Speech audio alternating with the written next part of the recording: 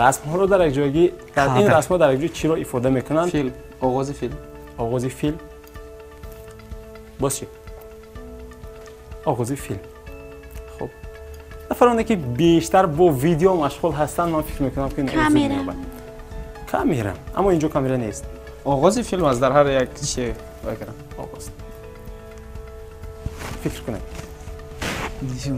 اینجا از فیلم مونتاژ کردن در پروگرام هایی که هم مونتاژ میکنن عکس ها گذاشته شده است.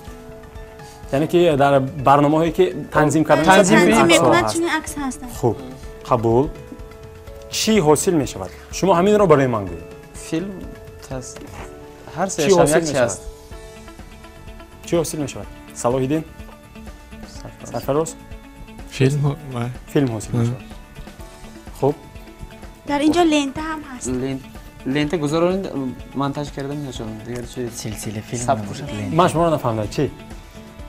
مقصد در اونجا هم ثبت هست آغاز در پروگرام هست که اینجا بریده و چی میکنن اون چیزی که ثبت شده است و چیزا جاهای خطاگیش رو اصلاح میکنن. اما چی میشه در یک مفهوم؟ ویدیو رولیک باشد. ویدیو رولیک مونتاژ.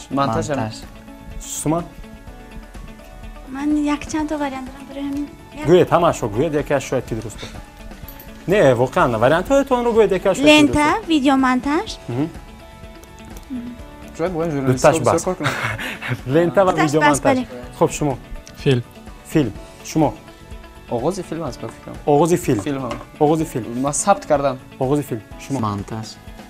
هر دو این نفر سه خالی رو صاحب شدن به خاطر که اینجا تنظیم هست. بله شما گفتید جواب رو رستم جان وقت گفتید که قایچی میکنن اما آخران وریانت اون رو پوشیدن فیلم گفتید. مونتاژ بله اینجا قایچی هست وقتی که لنت رو قایچی میکنیم مونتاژ میکنیم. مونتاژ همون چی آغاز فیلم ولی مونتاژ کردن. آغاز فیلم و مونتاژ چیزی دیگر است.